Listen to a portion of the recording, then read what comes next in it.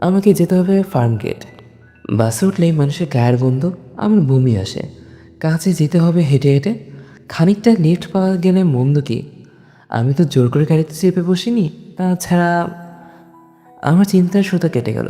ভদ্রমহিলার পাশে বসে থাকা মেয়েটি বলল, মা, এই টুটুল ভাই নয়।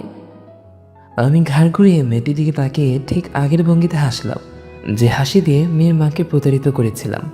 সেই হাসিতে মেয়েটি প্রতারিত করার চেষ্টা। মেয়ে প্রতারিত হলো না। এই যুগে মেয়েদের প্রতারিত করা খুব কঠিন। মেয়েটি দ্বিতীয়বার আগের চেয়েও কঠিন গলায় বলল, মা, কাকে তুলেছ? এই টুটুল ভাই নয়, হতেই পারে না, ও অন্য কেউ।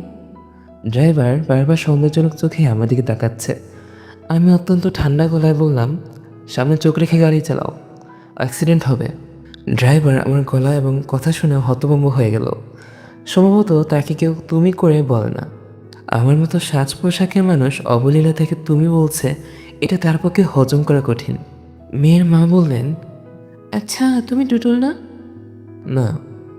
মেয়েটি কঠিন গলায় বলল, তাহলে টুটুল সেজে গাড়িতে উঠে বসলেন যে? টুটুল সেজে গাড়িতে উঠেও যাব কেন? আপনার মা উঠতে বললেন, উঠলাম।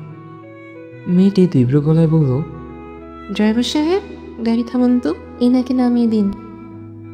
যা ভেবেছিলাম তাই। এই ড্রাইভারকে সবাই আপনি করে বলে।